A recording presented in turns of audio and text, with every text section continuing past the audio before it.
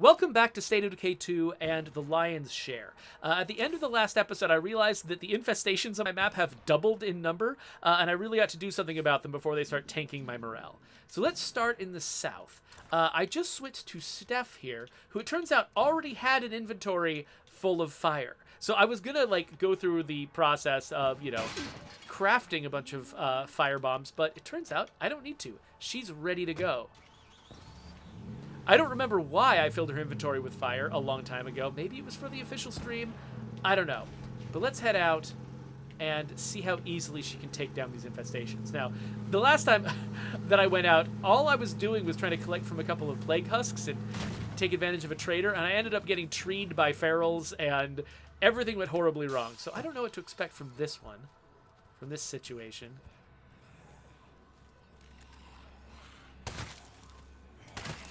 Oh, good. She's a gunslinger. Oh, yeah! Well, it's very convenient if all the zombies in the infestation just pile out of the windows one at a time. There's got to be a screamer in here, though. And because it's going to be a blood screamer, I really don't want to have a close encounter with it if I can help it. Crap!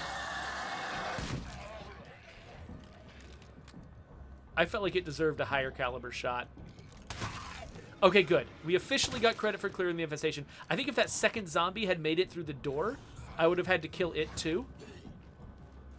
But I think we pulled this off, so okay. Not too worried about the zombies that remain behind. Let's just get in the car and go.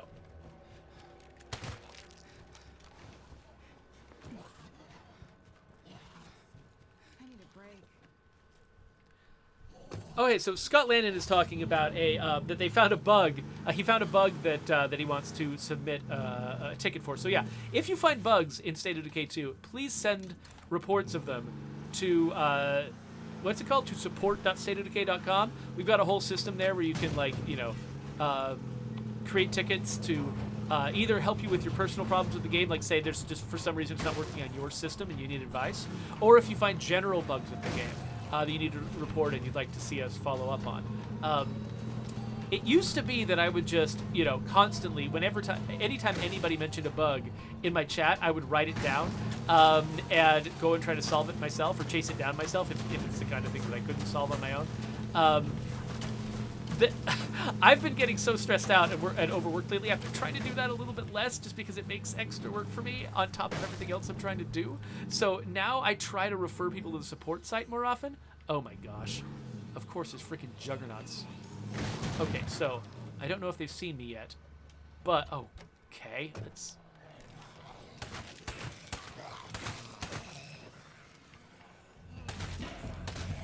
All right, I just wanted to hit those screamers before they had time to call that entire juggernaut horde over here. Okay, and so because I led all the zombies out of the house, it's no longer infested. Oh, I love this gun. Okay.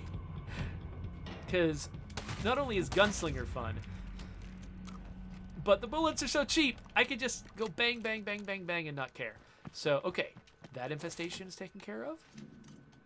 This is going kind of way more efficiently than I expected. Of course, if I had attracted the attention of those juggernauts, this would have gone horribly wrong. Luckily, I managed to notice them just in time, not to call their attention over to the infestation, at which point I never would have cleared it. I would have had to basically drive away, I think, because this gun, while it's great for taking out hordes of zombies with Gunslinger, not that great against juggernauts. It's pretty low caliber, and I've got a suppressor on it instead of a brake. So that means it doesn't do extra damage to large zombies the way it would if it had a brake on. Okay, so where is... Okay, there's a bunch of... Oh, hi!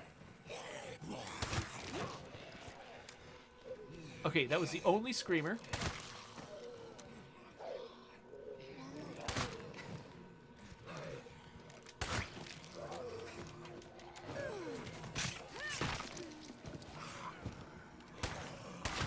Okay, so I'm out of stamina, so now I can't use Gunslinger until it comes back. But that's fine, because again, we taking care of this infestation. So yeah, I think I am learning that a gunslinger with a Prepper's 1022 is better than fire. Like, I brought some fire thinking that was going to be the main way I was going to mass kill these zombies, but it turns out gunslinger and a 1022 is just fine for those purposes. Ah, oh, for a second, I didn't recognize that it was a bloater at first. I was about to just totally walk up on that bloater. Okay, hold on. First, boosh. Second. No! Stop hitting me when I'm trying to hit the... No! No! Dang it! Dang it!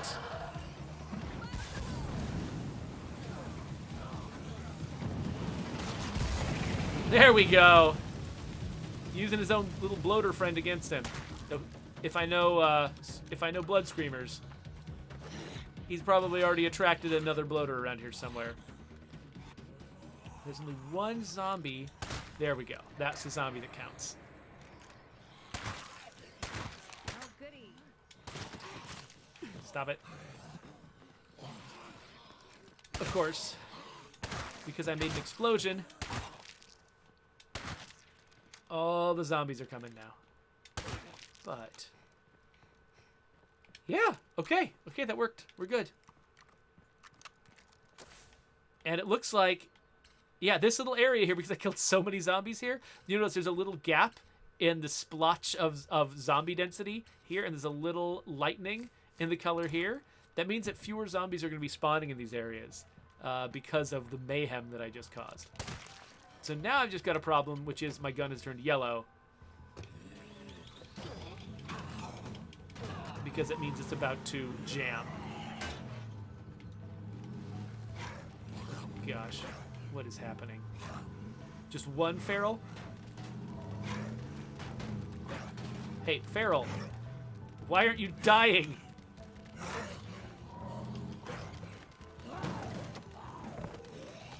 There we go.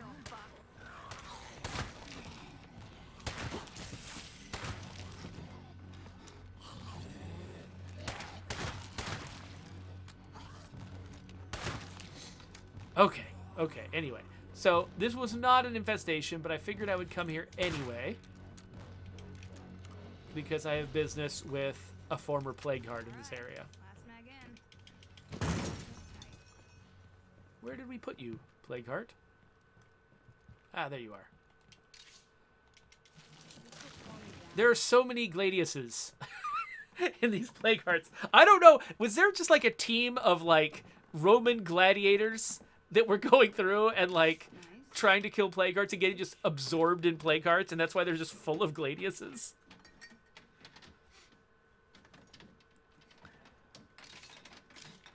I should dump some stuff in my car. So, average Twitch user says, has there been any ideas about wandering survivors in neighborhoods like our friends? Oh, Gabby. So Gabby was a character that I ran into in the previous episode who just randomly happened to be in a particular house near where I was operating and was able to save my life at a moment's notice, which was really, really convenient. And I don't know why she was there. Normally, only a mission will plant a character in the world like that. And so that means there probably was a mission that put her there, and I just don't know what mission it was, and she hasn't come into use yet. But the idea of having there be not just humans placed by missions, but also just random humans wandering around in the world. So average, I think average Twitch user wants me to know... wants to know, like, are we going to try to add that to the game, like some sort of systemic thing where there are people who just wander around who you could run into? We have talked about that. It would be, I mean, we already struggle a little bit with how many, enclaves a map can support at any one time. So also adding random wandering characters might be a challenge. So that might be the kind of thing that we would consider more for, future entries in the franchise rather than for State of Decay 2, because we're already struggling so much to contend with the limits on the amount of AI we can have in the world. So that's the kind of thing where I want to say, like, yes, that sounds like a great idea. I can't promise you that we're actually going to do it soon. And that it might, that's something that I think that the game would benefit from, but We'd have to do it in the right setting without, you know, to deal with all the potential drawbacks.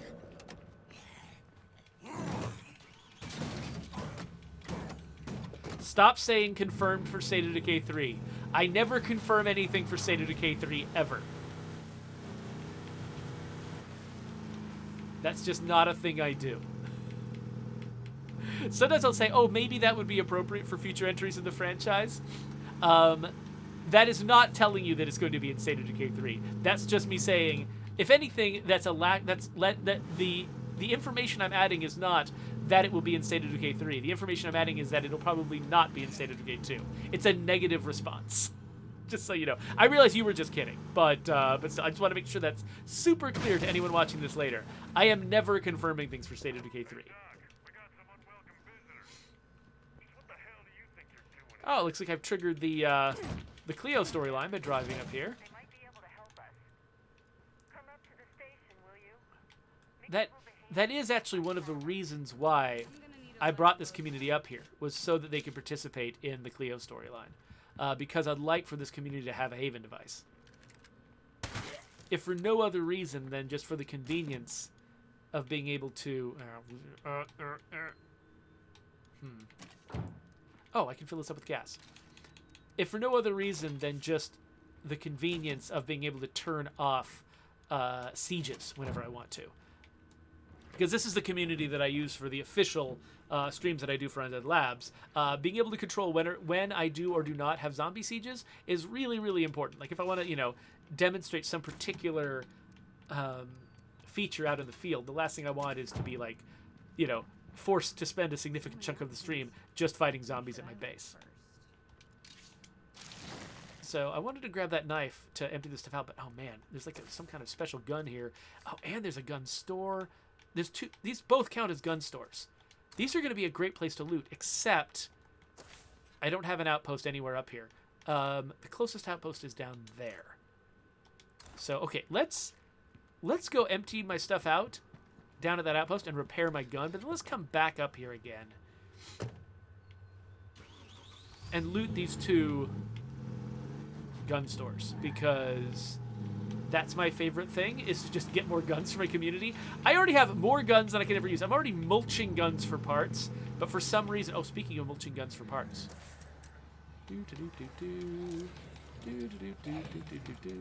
Yay. Oh, gosh. Hi. Oh, what? Where did you come from? Get off my car. All right. I'm glad I double repaired this van before we left, because otherwise it would probably be smoking by now. All the zombies jumping on me. Or jumping in front of me. Did I dodge a bloater around here somewhere? Gotta make sure I don't hit it the second time around.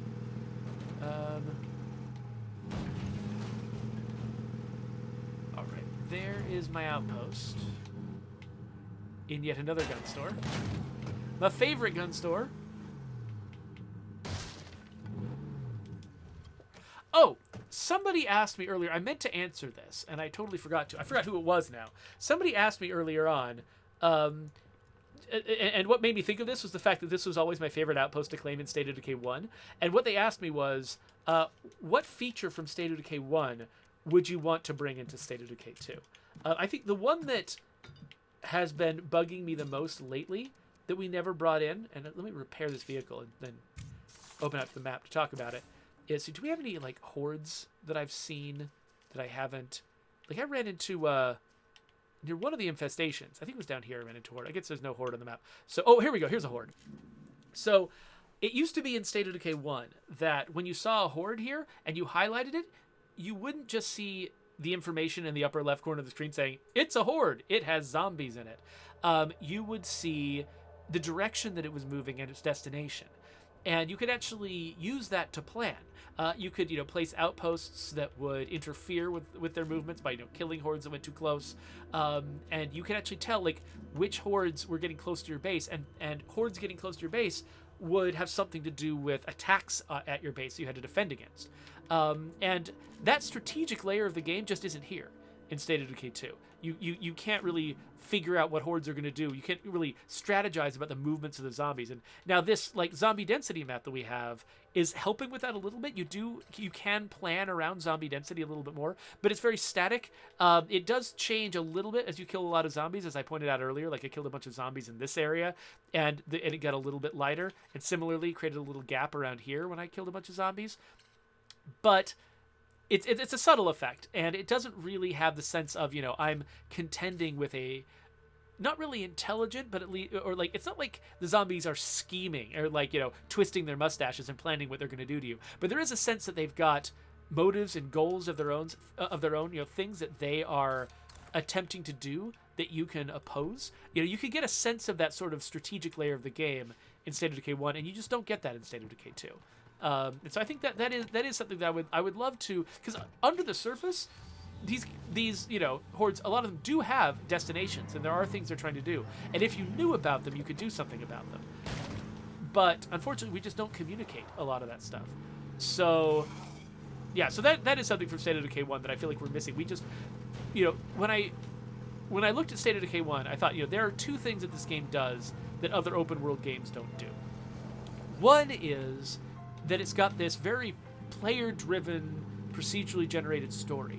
There were some specific storylines in State of Decay 1, but there was also just a lot of randomness. And most of the story for me were the things that were driven by my actions, not the things that were written by somebody else. And I was like, so that is one of the major things that makes State of Decay 1 really stand out. And the other thing was that it was an open world game where you really had to play the map. Like you couldn't, like the map wasn't just a backdrop where missions would happen.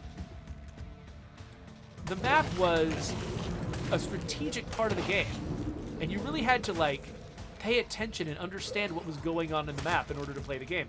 And that's so unusual for an open world game that it really made State of Decay 1 stand out. And so with State of Decay 2, we focused a lot on trying to, ramp up the procedurally generated player-driven elements of the game, to the point where we didn't really even include much of a written storyline or any specific characters until we added Heartland and Homecoming. And we focused a lot on, sort of that making the experience very random, very different player to player, and very responsive to the player's actions. But we didn't... Oh, I forgot to empty this out. Dang it. Whatever.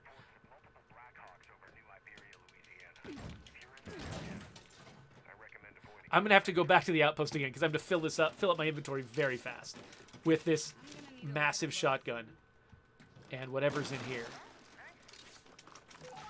Yep, already full. Okay, headed back to the outpost, and this time I'll actually empty the van out instead of getting distracted.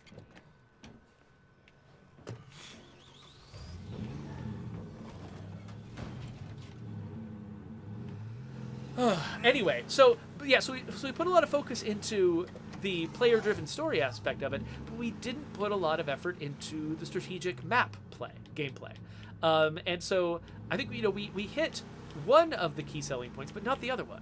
And it wasn't really a key selling point. It's not like the kind of thing you put on the back of the box, But it's an aspect of the experience that makes it stand out. So when you play State of Decay and then go to another game in the same open world genre, you're like, there was something special about State of Decay. It was different from these other games. And it makes me want to go back and play State of Decay and play the next State of Decay game. And so I think we missed one of the key elements of State of Decay 1. And so that is something that I want to think about more in the future, to figure out if we can do a better job of delivering on that aspect of the experience. Hey there, buddy.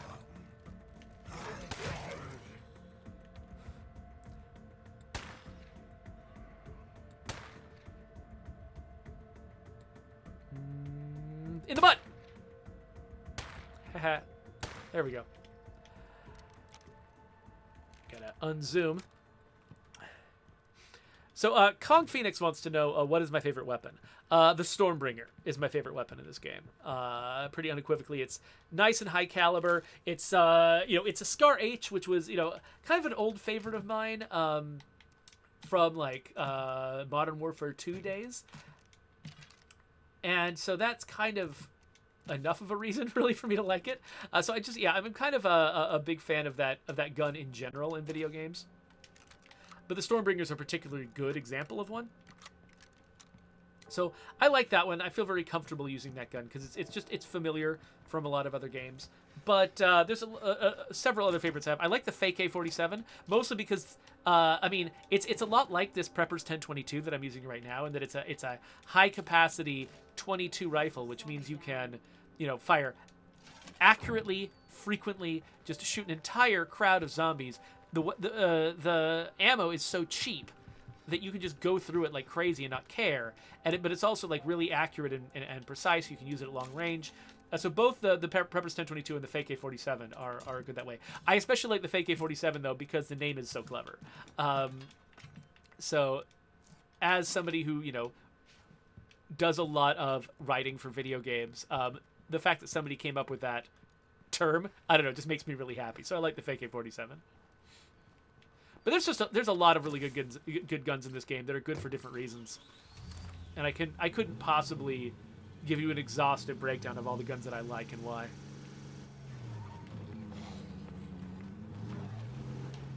Back on the road again, back and forth. This is what you come here for, just watching me go back and forth, collecting items.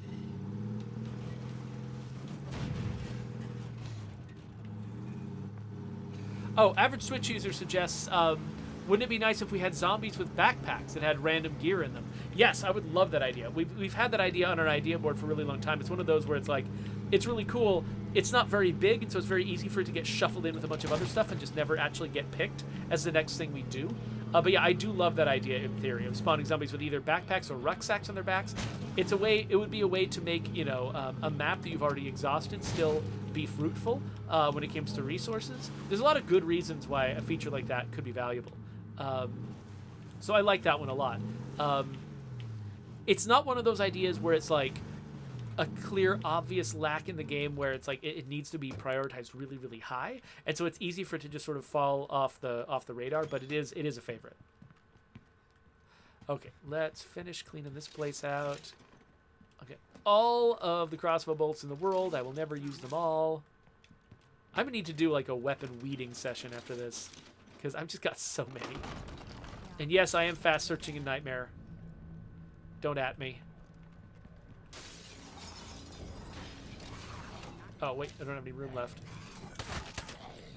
The one downside of the 1022 and the fake A47 is the fact that they are low caliber, which, while that's an economical benefit, it means because they're low caliber, that also means that it is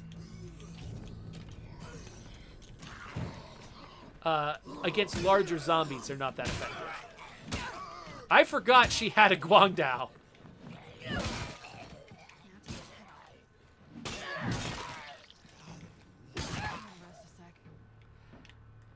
Anyway.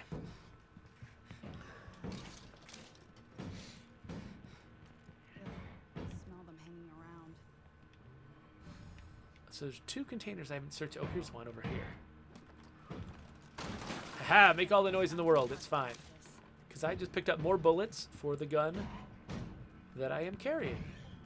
Oh, another gun case with very little in it. Awesome. Let's just use that immediately. Hi. All right, so I am out of here, except the place I'm headed is just right next door. So let's head to the other gun shop in this area.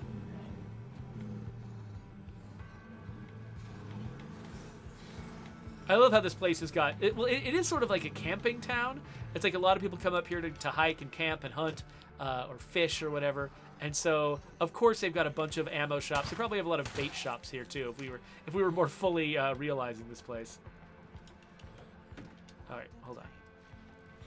Let's try this door. Yeah! Uh-oh. This is why I need a Haven device. All right, so let's gather stuff from here. Another shotgun, because that's what we need. And then let's head home, deal with that zombie threat, and maybe we'll be done with State of Decay 2 for the day. Oh, I already had stacks of all that stuff. Great. Okay, now let's go put something in my car. Hi.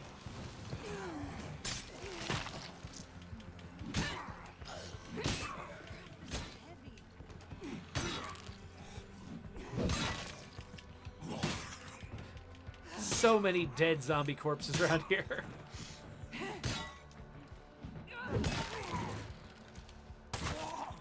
All right.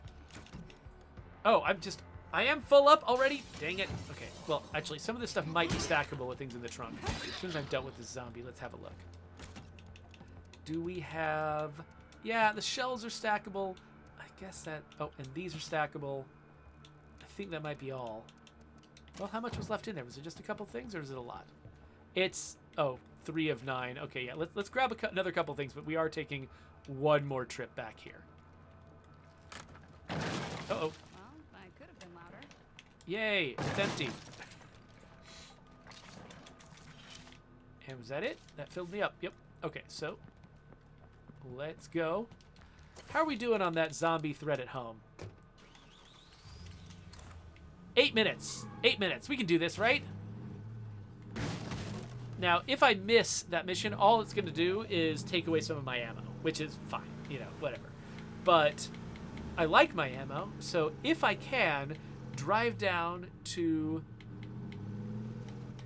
the outpost, empty my stuff out, come back up here, finish evacuating that gun shop of all its guns, and then come back home in time. That would be great. Let's see if I can pull that off. I just got very close to a lot of oh, there went my door. All right. Well, the music knows that I've got something intense planned. That's great.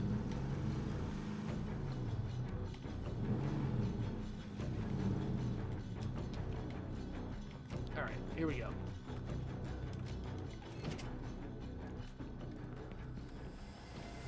Ah, what am I doing? I look over at the chat and I can't even go up some stairs. Okay, here we go. Drop a bunch of things off. I don't need that many of that. I don't really need it all that far either. It's fine. Let's go back and get the stuff out of the van. This and this and this and this and this. Nope, not that. Put that back. I hate our vehicle inventories so much. Okay. So I just... Ugh. This is one of those cases where somebody was like, hey, let's make this more convenient for the player by jumping the cursor around for them. And I was like, I don't think that's a good idea. But let's see how it plays out, and then we'll fix it later if it's a problem. And then, unfortunately, game development, there wasn't time to fix it later. And now it's just sitting there, the way I hate it, for 4 years. And I keep not insisting we do anything about it, so, you know, it's my fault too. But I have written up an idea card for us to fix that. It has actually been on a schedule before. It just fell behind other things. But grr, that drives me nuts. Now, some people like it. I think if we changed it, we would probably... Actually, one of the reasons why it's a little bit more expensive to change is because players might like the way that it works, the way that you just hammer the A button and just empty out an entire trunk. We might want to make it an option to turn it off, so that some players who like it can keep it. And that does make it a more expensive feature to implement if you make it optional, because you got to create the option, you know, add it to the settings menu, all that stuff. But still.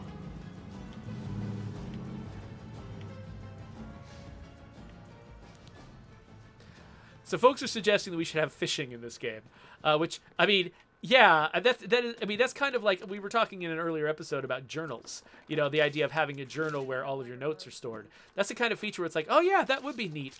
But because nothing depends on it, it's not the foundation that something else would be built on.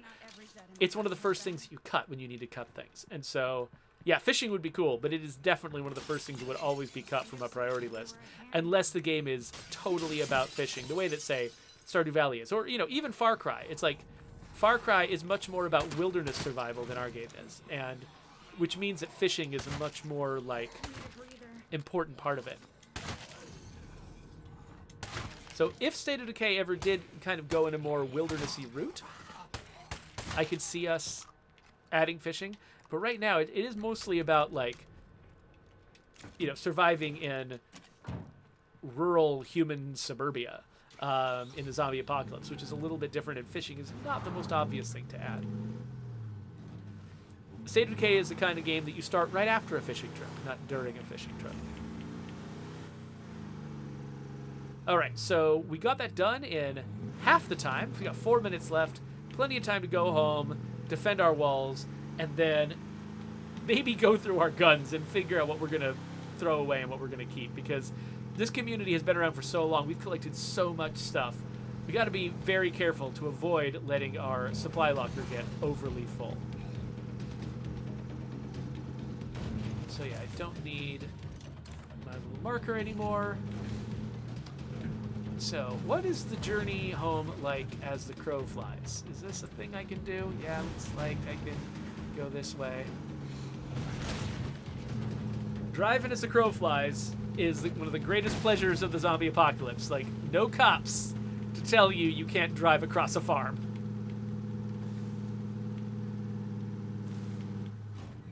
This is not the side I usually park on. Let's drive around. Well, looks like all these zombies might as well come in anyway, because we're going to be fighting a bunch no matter what.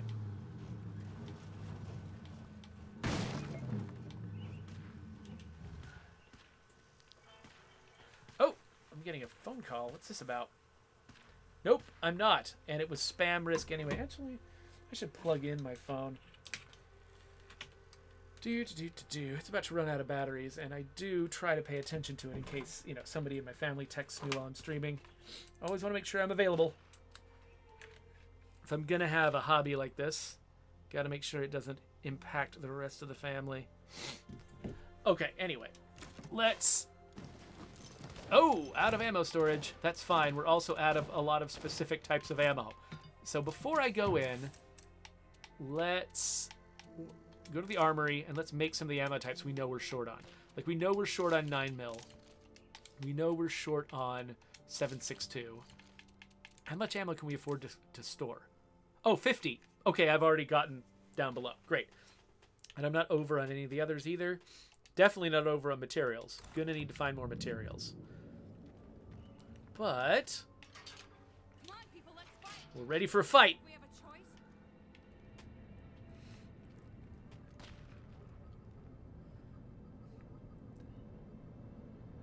Oh, so Psychedelic Pirate asks, any comments on the giant city with skyscrapers in the backdrop of Trumbull Valley to the north? Is it maybe a call forward to another map?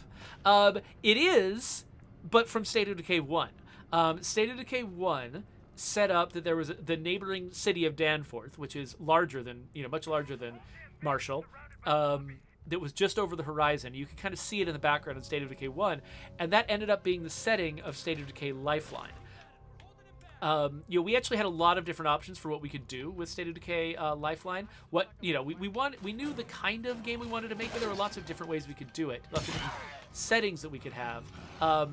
But our lead world artist, James McMillan, who built the original Trumbull Valley map. Nope. Oh, yes. No, you are going to shout. Sorry. I was trying to say nope, like I was going to stop you from shouting, but it turns out I failed. He just started, he was like, I want to figure out if there's a way that I can make an urban map for State of Decay 1. State of Decay has got all of these restrictions on it. Like, all of our buildings have to be enterable. You have to be able to sort of explore everything. That's sort of one of the artistic statements we make in the game, basically, is that we want this to be a fully explorable map, and an urban setting makes that really, really difficult. But he had a theory that he could probably create a beltway, basically. That he could make a map where you're constantly surrounding, like, everything you're doing is surrounding a city. You're not actually entering the city itself. The city is in the middle, and you're looping around the outside. So that's what he built for Lifeline. So Lifeline is it's a game set on a freeway that loops around a larger city. Shoot that. So you never actually go into any of the big city buildings because we couldn't possibly do that with the density of you know, just all the containers and everything. Like, there wasn't going to be a way for us to do that. But you at least got that sort of urban vibe from being an area that had a lot of buildings. And then to explain why you couldn't go where the big buildings were, anytime you got too close to the middle of the city, we didn't just put roadblocks up. Anytime you got too close, we just started spawning infinite zombies on you. And you would, like, people would actually have fun trying to figure out how long they could survive in what we called the danger zone. And so we would build these danger zones around the periphery of the city, and it was fun to sort of like go in there and see if you could last with just zombies continuously spawning all around you. And of course, we were constantly making Archer references while we were working on it, you know, singing "Danger Zone."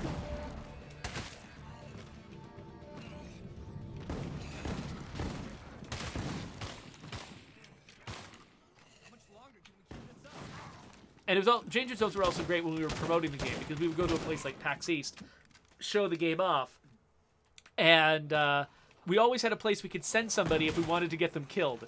So, like, if somebody, you know, was at the end of their turn, Crush a few more skulls and we win. you know, they'd already had like their 10 minutes playing the game or whatever, and we needed to move on to the next guest, we'd just be like, hey, why don't you go down into that underpass into the main city? Die another day. And they would go under there, and they would just get instantly killed and get ripped apart by a feral. And it would happen on a big screen above their heads. And everybody in the audience would, you know, like who was passing by at PAX East would be like, "Ooh, I want to get in that line." People get ripped in half by zombies. And so it was a really, really useful feature. But anyway, so that's what that city's about. We don't have any immediate plans to build Danforth for State of Decay 2. So that would be a really big investment. And State of Decay 2 has actually got sort of different resource constraints than State of Decay 1 had. It's actually even a little bit tighter because we sort of went significantly higher on the level of fidelity in our art. And we didn't, you know, and it's actually harder to cram things together in close proximity in State of Decay 2 than it was in State of Decay 1 because the game looks so much better. And so, yeah, so I don't anticipate us building a Danforth map, but that's what that's about. So, all right. So what did I say I was going to do? Oh, yeah, I was going to go through, because we've been gathering so many weapons, I was going to go through and just get rid of, you know, you find so many hatchets. I don't need that many hatchets. And basically, I'm going to get rid of all of my duplicates. Wait, no. I thought I saw two of those, but there's only one. More blade sword. Okay, too many gladii. Too many katana machetes. Too many ultralight axes, or axon, as I like to say. Look at all these trench tools. I think we're starting to find an imbalance in our loot system. I think a lot of these repeated weapons are coming from the Plague Hearts. Okay, so these are actually two different weapons, even though they look the same. I'm just not interested in baseball bats and pipes at all. We can get rid of all of those. The ones that have special icons I always want to keep, but I've got two of these. Don't need two of these. Nail puller, don't need. I'm going to have so many parts when I'm done with this. Crowbars are thick on the ground. We can just get rid of all of them. And then bell clubs I love, but we don't need 3. Military tactical batons. Apparently those are also thick on... Holy crap. How many of these do I have? Apparently, I don't need to keep any of these because they will keep replacing themselves. A lot of higher-end Eskrima sticks,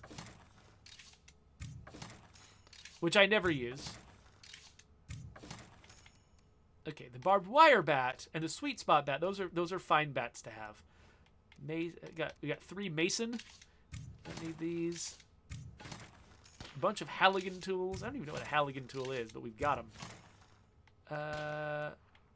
2 splitting mauls. Don't need both of those. 3 sledgehammers.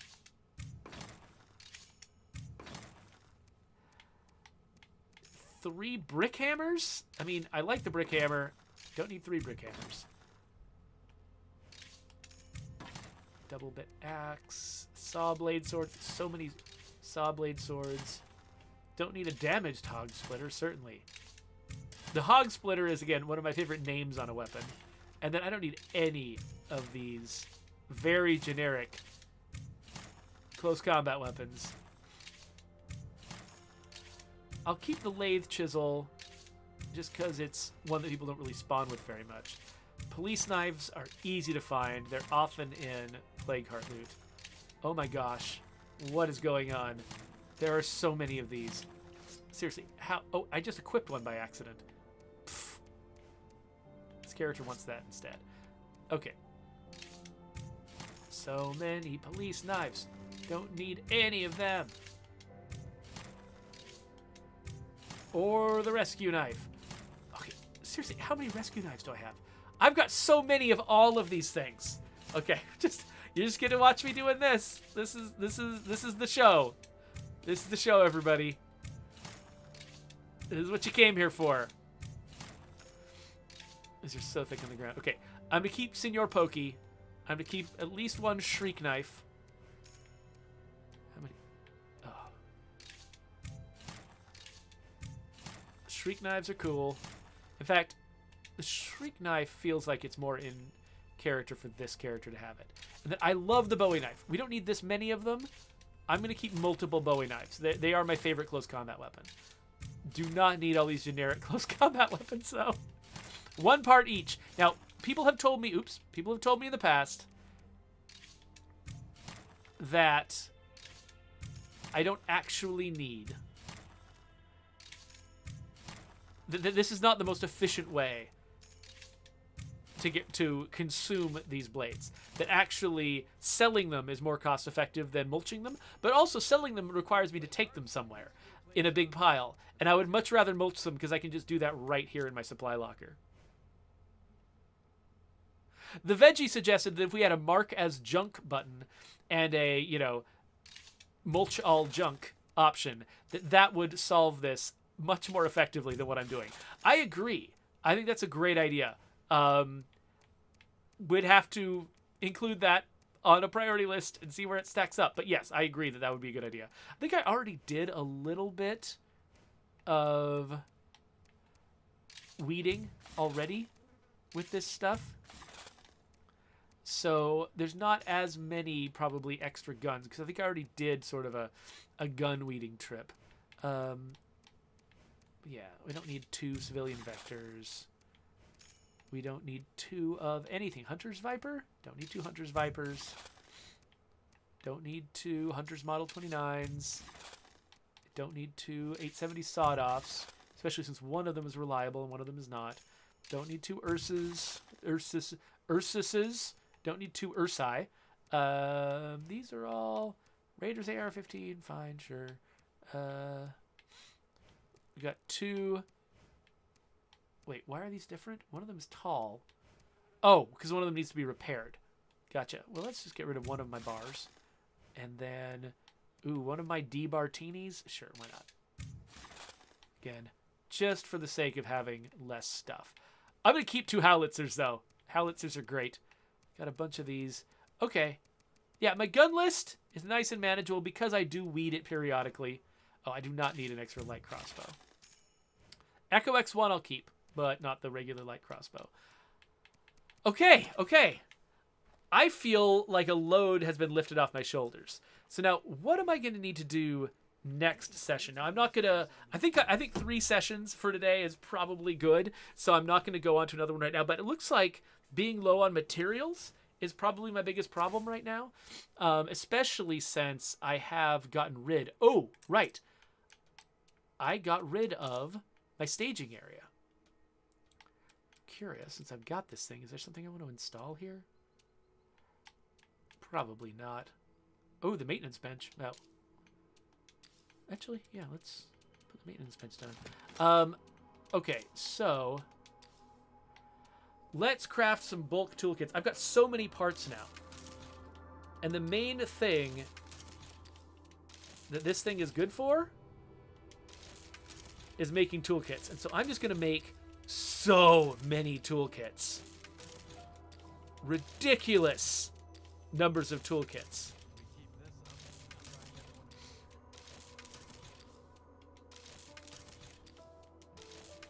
Okay, let's have a look at our inventory now. Where is that? I now have 39 advanced toolkits. that feels pretty good. That feels pretty good. So what else can I make with this thing? So I can also make vehicle upgrades, but those require materials. So cool. So I think my next goal, my next session should be to go out into the world, find places that offer materials like this garage, and not that warehouse, not that warehouse. Oh, a lot of these places don't have stuff. Materials. There's a bunch of places where I can get materials over here in West Marshall. So now, I don't know if I'm going to remember to do this the next time I start because it is going to be a different day.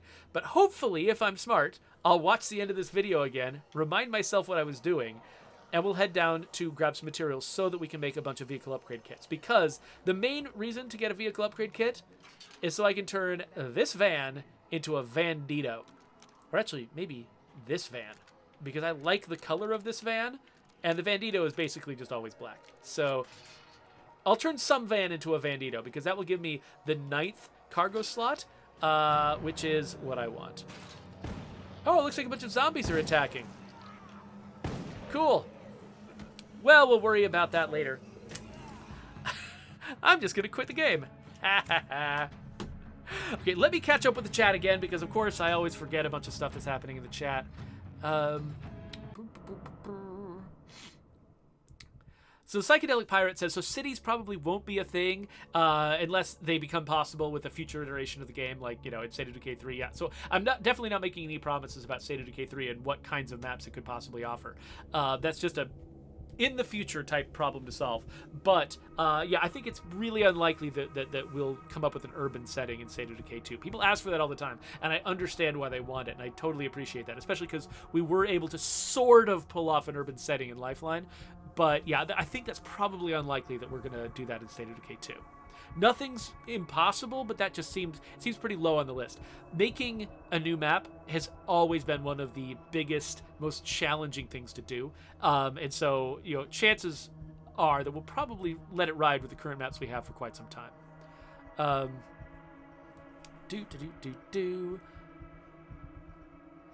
me see what else I missed. Oh yeah, so of course the veggie I already caught this thing where the veggie suggested we should have a mark as junk option. That would be good.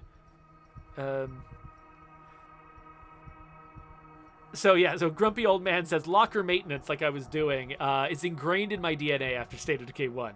Lily's Apple says, Grumpy, I can't stand a messy locker. Yeah, so the thing is, because I am such a fastidious locker cleaner, that's actually one reason why I think we don't have as many good tools for managing extremely full lockers, because it just didn't occur to me that some people actually really like to keep 900 copies of every single gun in the game and are scrolling through that many things. Like, for me, it's like, you know, my pile of parts that I then turn into advanced toolkits. Like, that's where the guns go for me. I collect too many guns, then I mulch the guns down to parts, and I use the parts to make toolkits, and then I run my car into a lot of zombies and need the toolkits. So for me, there's a really good sink for all those weapons. But for some people, that's just not the point. Like, they're motivated in a completely different way from me, and they want to have all those guns. They don't want to give any of them up. And so we do not have really good tools for managing an inventory of that size.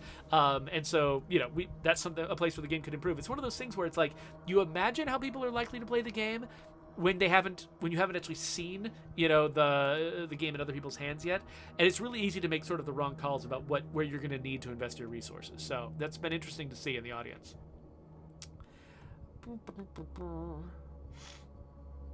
Oh, Ted Fitzpatrick suggested that I should have installed a salvage furnace because that I'd be getting more parts from mulching the weapons.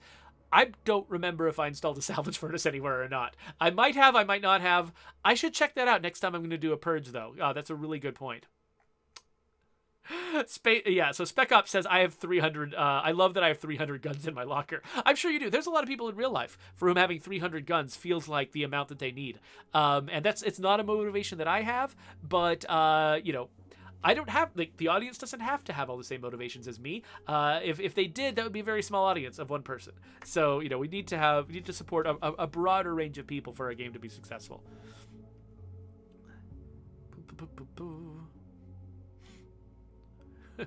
Lily's Apple says that if State of Decay 3 isn't coming out soon, then she's going to want to have a new map before then. Good to know. I definitely cannot make you any promises along those lines, but good to know that that's what you're looking for. That's helpful information. Yeah, so Ted Fitzpatrick says that he's sort of like these very deep supply lockers, very full supply lockers is a problem with People's Forever communities. So yeah, so that is something like as we're thinking about, trying to support that play style, trying to come up with better ways to manage the supply locker is part of that effort. Can't make any promises about exactly what we're going to do, but that is something that we're paying attention to. Oh, Zuzzy, is it Zuzzle? It's Zuzzle QT. Sorry, I know your name. I've communicated about you before, but for some reason I can't keep track of how to pronounce it. A fix for the fact that you can drop guns under your supply locker and have a lot of trouble getting them back. I have written that up. I don't know what the status is right now and whether it's being prioritized to be fixed right now. So sorry, I don't know about that, but that is something we've noticed, and I believe that I wrote it up the last time somebody brought it up on the stream. Let's see here.